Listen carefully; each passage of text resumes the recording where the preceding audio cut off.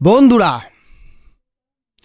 ভারত বিরোধিতা ভুলে ভারতময় পুরো মালদ্বীপ, এটা দেখার পরে ভারতীয় হিসাবে প্রত্যেকে একটু শান্তি পেয়েছে। কারা শান্তি পেয়েছে? যারা শান্তি চায়, যারা চায় ভারতের সম্পর্ক তাদের প্রতিবেশীদের সঙ্গে ভালো থাকুক। কিন্তু কিছু সংখ্যক মানুষ পাবেন যারা কিনা এটা চায় না, তারা চায় ভারতে সবসময় লড়াই হোক। এই ভিডিওটা সবার আগে দেখুন। এই ভিডিওটা প্রাইম মিনিস্টার মোদির সোশ্যাল মিডিয়া অ্যাকাউন্ট থেকে পোস্ট করা হয়েছে। এক সময় যেই মালদ্বীপ কিনা ভারত বিরোধিতা করছিল, এক সময় যেই মইজু ভারত বিরোধিতা ক্যাম্পেইন চালিয়ে মালদ্বীপে ক্ষমতায় এসছে, এখন সেই মইজু, সেই মোহাম্মদ মইজু রেড কার্পেট বিছিয়ে দাঁড়িয়ে আছে ভারতীয় প্রধানমন্ত্রীকে স্বাগত জানানোর জন্য।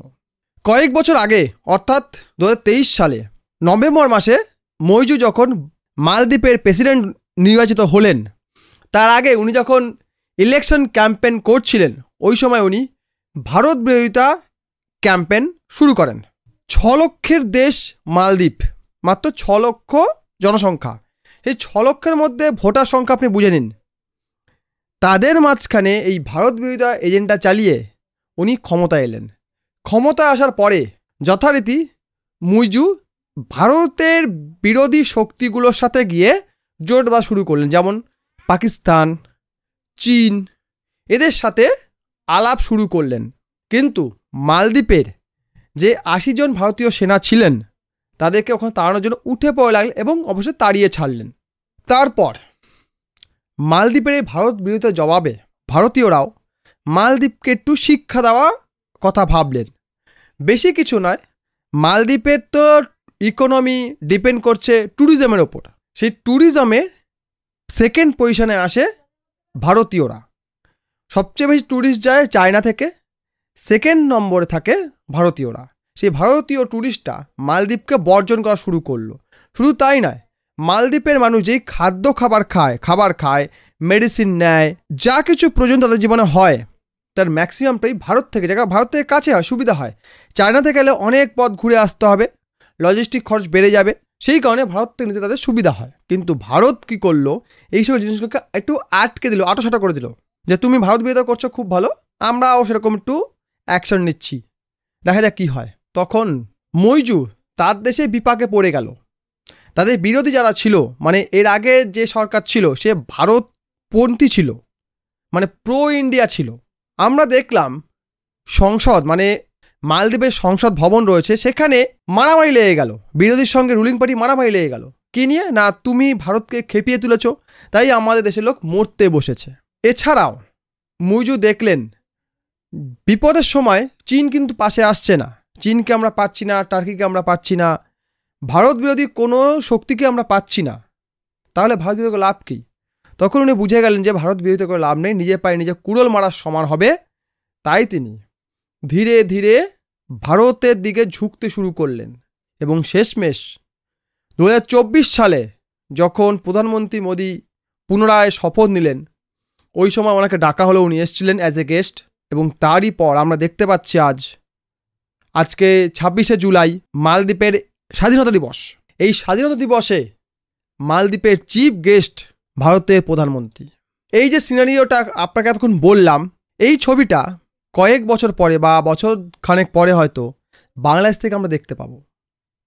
আর যদি আমরা দেখতে পাই তো জানবো বাংলাদেশ এই যাত্রায় বেঁচে গেল। আর যদি এই চিত্রটা আমরা দেখতে না পাই, তাহলে জানবো বাংলাদেশও ধীরে ধীরে পাকিস্তানের দিকে চলে যাচ্ছে। বর্তমানে পাকিস্তানের কি চায় জানেন?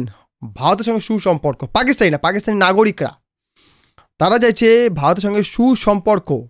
কিন্তু ওখানকার সেনা, মানে ওখানে শাসক যারা আছে, সেনাই তো দেশ চালাচ্ছে, তাদের তো কোনো সমস্যা নেই, তারা খেতে পাচ্ছে, তাদের কাছে গাড়ি বাড়ি সব কিছু রয়েছে, একটু যে তাদের কাছে ফেসিলিটি রয়েছে, তারা বিদেশ যেতে পারছে, তাদের কোনো সমস্যাই নেই, তাদের ছেলে মেয়ের কোনো আর্থিক কষ্ট নেই, খাদ্য কষ্ট নেই, শিক্ষা পাচ্ছে, সবই পাচ্ছে, তাদের কোনো আসে যায় না। আর তারা এটাও জানে যদি আমরা ভারতের সঙ্গে সুসম্পর্ক তৈরি করি, তাহলে আমার দেশের নাগরিকের জীবন বদলে যাবে, সেই সঙ্গে আমাদের জীবনও বদলে যাবে।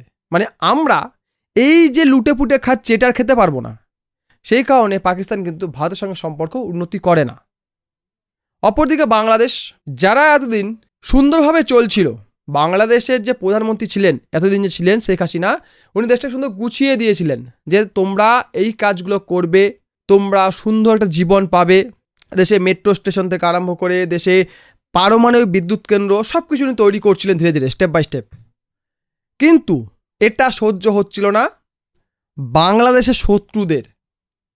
তারা ওখানকার সরকারটাকে পাল্টে দিয়ে একটা পাপের সরকারকে বসিয়ে দেশটাকে হিসাব মতো ভেঙে চুরে তছনছ করে দিলেন। সেই সঙ্গে বাংলাদেশ জনগণের মধ্যে ভারত বিরোধিতার বীজ ঢোকাতে শুরু করলেন যে তোমরা ভারত বিরোধী হও। এতে লাভ কার হবে? জনগণের হবে। যদি জনগণের লাভই হতো তাহলে মালদ্বীপ তো পরিবর্তন হতো না। মালদ্বীপে 98% মানুষ শিক্ষিত, বাংলাদেশের ক্ষেত্রে অর্ধেক মানুষও শিক্ষিত নয়। কাজে যেখানে শিক্ষা থাকবে সেখানে মানুষ বুঝবে যে কোনটা ভালো কোনটা খারাপ। তাই তারা বুঝে গেছে যে ভারতের ঝগড়া করা মানে নিজেদের পায়ে কুড়োল মারা। কিন্তু বাংলাদেশিরা তো মূর্খ সব, তাই ওখানে জনগণও ভাবছে আমাদের নেতারা যা ভাবছে ওটাই ঠিক, যেটা বলছে সেটাই ঠিক, তাই ওদের কথা আমাদের চলতে হবে। আর এটা যদি চলতে থাকে নেতাদের কোনো সমস্যা হবে না। কোনো দেশের নেতাদের কোনো সমস্যা হয় না, কখনোই হয় না। তাদের কাছে ক্ষমতা থাকে, তাদের অর্থ থাকে, তাদের সমস্ত ফেসিলিটি থাকে, তাদের কোনোই সমস্যা হয়নি, হবেও না। হবে সাধারণ মানুষের। এখন ওখানকার নেতারা যদি সাধারণ মানুষের কথা না ভাবে, ওখানকার নেতারা যদি ভারতের সাথে সম্পর্ক উন্নত না করে, তাহলে আখেরে ক্ষতি বাংলাদেশেরই হবে। বাংলাদেশ আজকে যে জায়গায় দাঁড়িয়ে আছে, এইভাবে যদি তারা ভারত বিরোধিতা করতে থাকে তারা আরও তলানিতে যাবে। গত বছর জুলাই মাসে যখন বাংলাদেশে আন্দোলন চলছিল, সামান্য একটা কোটা আন্দোলনকে ঘিরে এত বড় একটা ঘটনা ঘটেছে, সরকার পরিবর্তন হয়ে গেছে, এই যে আন্দোলন চলছিল ওই সময় থেকে মাসখানেক আগে অবধি আমরা দেখেছি বাংলাদেশে ভারত বিরোধিতা চরমে ছিল, পিকে ছিল। কিন্তু যে সকল নেতারা মানে যে সকল মানুষ বাংলাদেশে ওই আন্দোলনটা ত্বরান্বিত করছিল তারা জনগণের হাতে প্যাদানি খাচ্ছে, যার ফলে বাংলাদেশের যে ভারত বিরোধী সেন্টিমেন্ট কিছুটা এখন হয়তো নিউট্রাল হয়ে গেছে বা কমে গেছে। তারপরে ওদের দেশে যে বিমান বাহিনীর একটি বিমান স্কুলের মধ্যে ভেঙে পড়ল এবং সেই পুড়ে যাওয়া ঝলসে যাওয়া মানুষগুলোর চিকিৎসার জন্য ভারত মেডিকেল টিম পাঠালো। এরপরে আমি বহু ভিডিও দেখছি যেখানে ভারতকে গালাগাল দেওয়ার থেকে ওখানকার মানুষ ওখানকার সরকারকে বেশি গালাগাল দিচ্ছে যে দেখো তোমরা তো গালাগাল দিয়ে এলে, ভারত এখন আমাদের মেডিকেল টিম পাঠিয়ে দিল। ওখানকার ব্যবসায়ীরা দিনকে বলছিল আমরা ভারতীয় মাল বেচবো না, এখন ওরা ব্যবসায়ীরা বলছে ভারতীয় মাল এলে তবেই আমাদের দেশে চাষিরা দাম পায়, নলে পায় না। ওখানকার মার্কেটের নিয়ন্ত্রক ভারত, ওখানে চিকিৎসা দেবে কে? ভারত। ওখানকার খাদ্য দেবে কে? ভারত। সবই দেবে ভারত। ওখানকার মানুষের গালি খাবে কে? ভারত। ভারত বাংলাদেশিদের ভিসা বন্ধ করে দিয়েছে, ট্যুরিস্ট ভিসা, মেডিকেল ভিসা বন্ধ রেখেছে। এই ভিসে পাওয়ার জন্য বাংলাদেশিরা মাথা ঠুকছে হিসাব মতো এই মুহূর্তে। তারা যদি ভারতের সাথে সম্পর্ক উন্নত না করে, সম্পর্ক মসৃণ না করে, আখের ক্ষতি বাংলাদেশেরই হবে।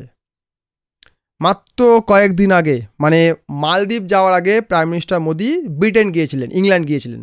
ওখানে গিয়ে ব্রিটেনের সঙ্গে একটি ফ্রি ট্রেড এগ্রিমেন্ট সাইন করে এসছেন, যার ফলে ব্রিটেন এবং ভারতের মধ্যে বাণিজ্য বেড়ে যাবে। এর ফলে ভারতের অর্থনীতি আরও স্ট্রং হবে এবং এই ব্রিটেনের সঙ্গে ভারতের বাণিজ্য চুক্তি স্বাক্ষরিত হওয়া মানে যুক্তরাষ্ট্রের সঙ্গেও বাণিজ্য চুক্তি স্বাক্ষর হওয়ার এক ধাপ এগিয়ে গেল হিসাব মতো। মানে ব্রিটেন যদি করতে পারে যুক্তরাষ্ট্র করবে, সেও চাইবে ব্রিটেনকে টক্কর দিতে, যে ভারতের সঙ্গে তারা সম্পর্ক উন্নত করছে, তারা ব্যবসা করছে, আমরাও করব, তা অবশ্যই চাইবে। এবং এটা যদি হয়ে যায় তাহলে ভারতকে আটকানোর ক্ষমতা কারো থাকবে না। এবং এটা দেখার পরে মানে এই ব্রিটেনের সঙ্গে বাণিজ্য চুক্তি স্বাক্ষরিত হওয়ার পরে বাংলাদেশিরা কিন্তু জ্বলে পড়ে যাচ্ছে। এবং মুইজু যে এইভাবে মোদিকে স্বাগত জানালেন, ভারতবাসীকে স্বাগত জানালেন, অ্যাকচুয়ালি প্রাইম মিনিস্টারকে স্বাগত জানানো মানে কি? ভারতকেই স্বাগত জানানো হিসাব মতো। তো ভারতকে যেভাবে স্বাগত জানালো, এটা দেখার পরে বহু কাঙা মুখে কথা সরছে না। আমি কোনো বাংলাদেশি মিডিয়ায় এই নিয়ে কোনো খবর সেরকম দেখলাম না। যেটা দেখছি সেই সব খবরগুলোই ভারতীয় মিডিয়া হাউস থেকে পাবলিশ হচ্ছে, বাংলাদেশিরা কিছু বলছে না, কারণ তারা হতবাক হয়ে গেছে। মুইজু করলোটা কি? আমরা তো মুইজুকে দেখেই তো আমাদের দেশে ইন্ডিয়া আউট ক্যাম্পেইন চালু করেছিলাম। অ্যাকচুয়ালি মুইজুকে দেখা দেখি কিন্তু বাংলাদেশে ইন্ডিয়া আউট ক্যাম্পেইনটা চালু হয়েছিল। আজকে সেই পাল্টি খেয়ে গেল, সেই আর সেটাকে ধরে রাখতে পারলো না, তাহলে আমরা ধরে রাখতে পারবো? এই নিয়ে তারা সন্দেহ প্রকাশ করছে। ওখানকার কিছু বিএনপি নেতা যারা একসময় ভারত বিরোধী ছিল, তারা বলছে ভারতের সঙ্গে লাগাটা আমাদের বুদ্ধিমানের কাজ নয়, ভারত সুসম্পর্ক চাই, ভারতের সাথে আমার সম্পর্ক উন্নত হলে আমরা এগিয়ে যেতে পারবো না, এই ধরনের বহু কথাবার্তা বলছে আমি দেখলাম। তো এই হচ্ছে বর্তমান বাংলাদেশের পরিস্থিতি। বাংলাদেশে যে ভারত বিরোধী এজেন্ডা চলছিল সেটা কিছুটা হলেও শিথিল হয়ে গেছে। মিথ্যা যতই প্রচার করা হোক সেটা বেশি দিন চলে না, ধোপে টেকে না। ভিডিও লাইক করুন, কমেন্ট করুন, শেয়ার করুন, নতুন ফিচার আছে ভাই হাইপ করুন। ভিডিও দেখার জন্য অসংখ্য ধন্যবাদ।